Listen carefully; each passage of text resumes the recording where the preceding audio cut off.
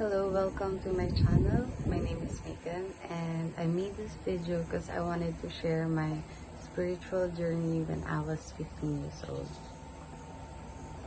So when I was 15, I was in third year high school and I remember I had two best friends and then sila yung laging tumutulong sa akin kasi syempre pagka nagdadalaga ka na medyo makulit ka, gala, ganyan. Pero madalas doon lang kami tumatambay sa mga bahay ng friends ko.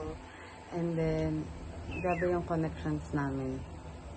Also, I was in the darkest moment of my life kasi lumalaki na ako. Tapos marami na akong nadi-discover ng mga bagay na hindi ko pa alam nung bata ako. So, kaya dun ko nasabi na nag-start yung spiritual journey ko. Kasi after ko ma-third year high school, pumunta ako ng Boracay.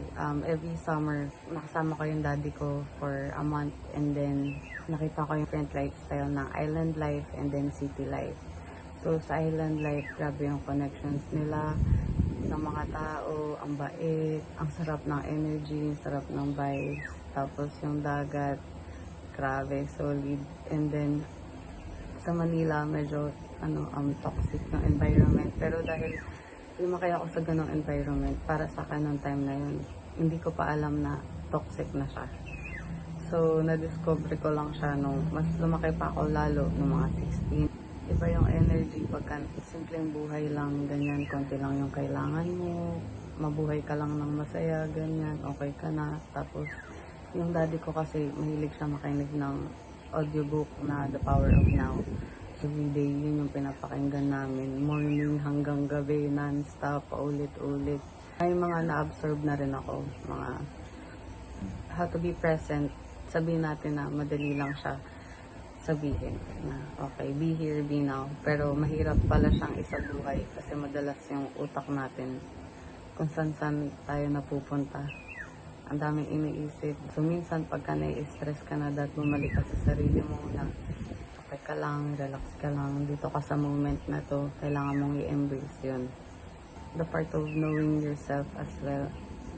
Siyempre, as a 15 years old, di mo pa yun magigets. Kasi ang dami mo pang pagdadaanan. Kumbaga nangangapa ka pa sa buhay. Baby steps ka pa lang, ganyan.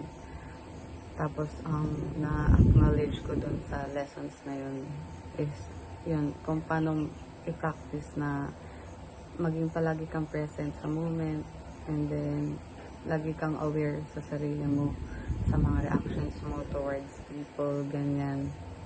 And na-practice ko yung pagiging being in the moment. I have to remind myself all the time na pagka nasa toxic situation ako or maraming kaguluhan sa mundo, palagi kong sinasabi na hindi natin kaya kontrolin yung mga ganung bagay. So, dapat subukan natin kontrolin yung utak natin, yung sarili natin, kung paano tayo mag-react. Kasi hindi naman lahat kailangan ng reactions natin. So, that experience taught me on how to value myself even more. So, I hope you learned something on my video today. And if you also experience the same thing, kindly like and subscribe on my YouTube channel. See you on the next one.